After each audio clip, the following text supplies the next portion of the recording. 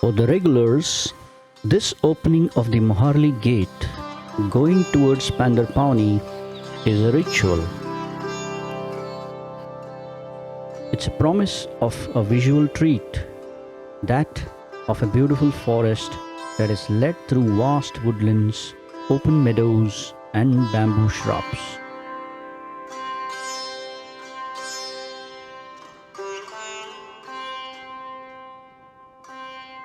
This then is the Forest of Taru.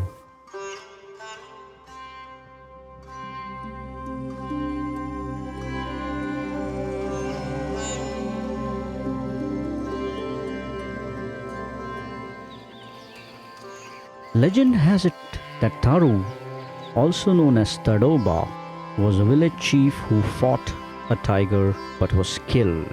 In his honor, the tribes and the Adivasis built a shrine in the middle of the forest. Tadoba-Andhari Tiger Reserve is known for its tigers, the most famous one being Maya or T12. Visitors get to see this imposing sculpture of Maya and her cubs outside the main entrance gate.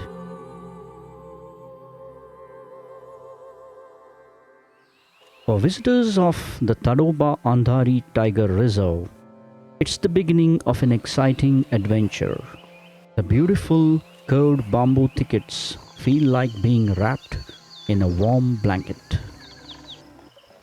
The day of a safari starts early and usually there is always a sighting. These dholes, or Indian wild dogs, were crossing the mud roads. The dholes are master hunters and hunt in packs. This one sizes up the jeep, but then gets distracted. Early morning safaris are the most beautiful, and visitors often chance upon a variety of birds and animals.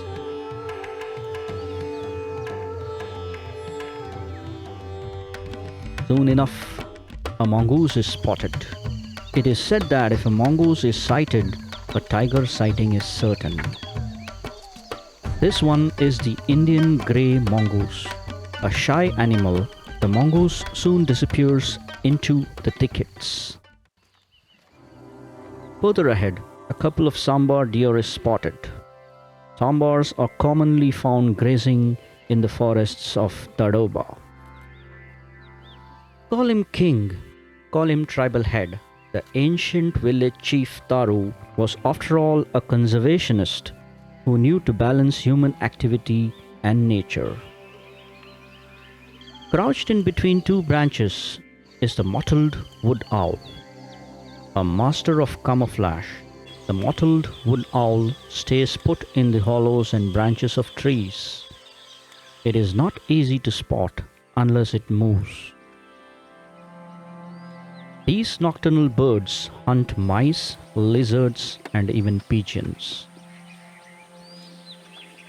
This one seems to be nesting.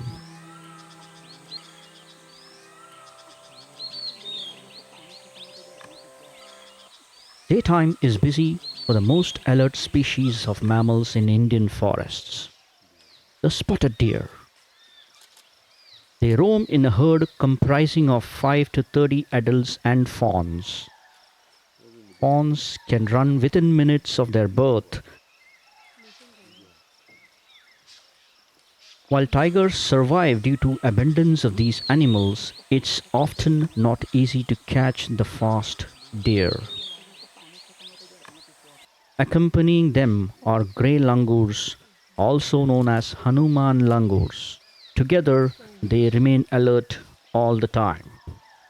Langurs and spotted deer share a symbiotic relationship, alerting each other on predators in the forest. Spotted deer mainly feed on grass and vegetation. Langurs feed on not just leaves but fruits, leaf buds of herbs, seeds, and lichens. Water bodies are the most ideal location to see birds.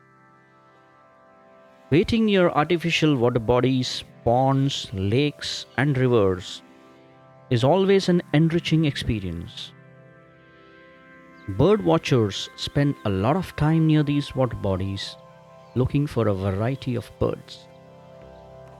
This great egret is watching closely for fishes. Egrets are almost always found in shallow ponds. They move slowly and cautiously through the water looking for movement of fishes.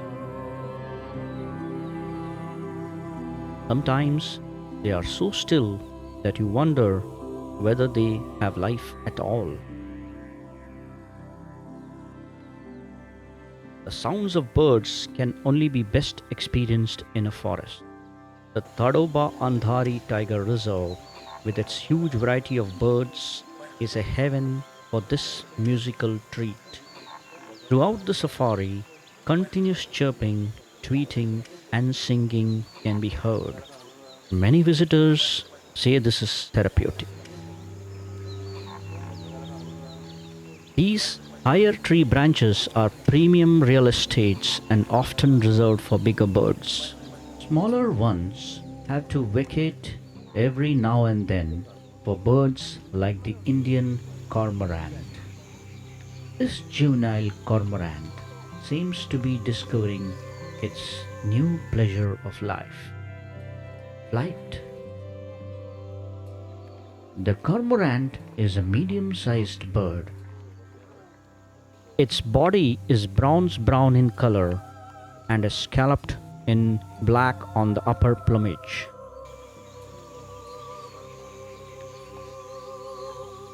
They have a slightly peaked head with a long narrow bill that ends in a hooked tip. A fish eater, cormorants love to swim in the water. They even dive underwater to catch fish.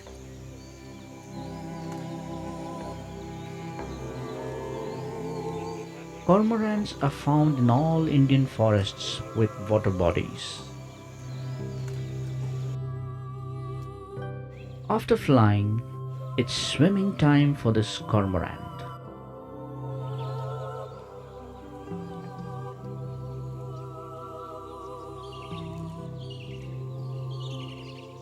This one tries to catch a fish.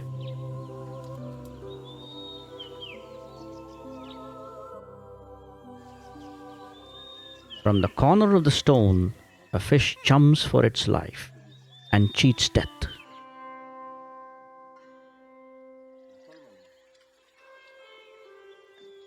An unsuccessful attempt from the cormorant.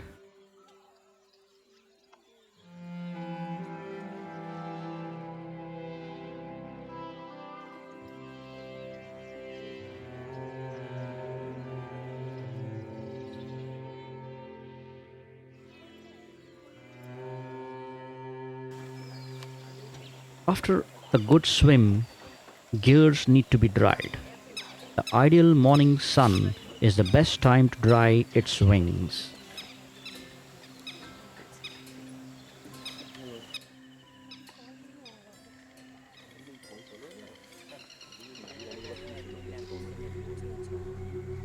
It nervously jumps up the rocks. And it has a good reason. The return of the Great Egret.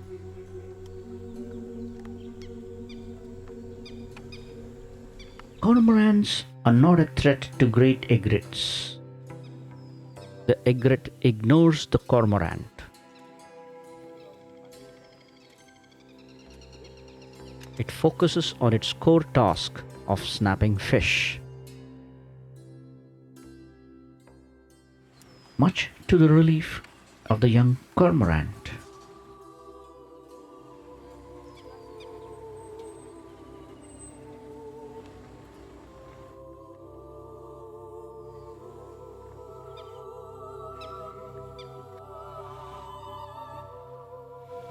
Close to the pond, a red-wattled lapwing goes about foraging for insects and worms.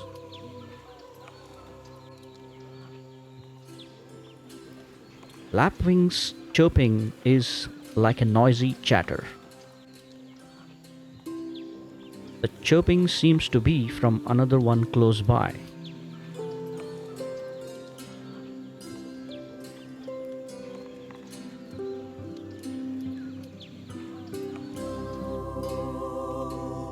Soon enough, the lapwing finds its mate, and they soon court. A high chirping, a quick copulation, and they are back to foraging food.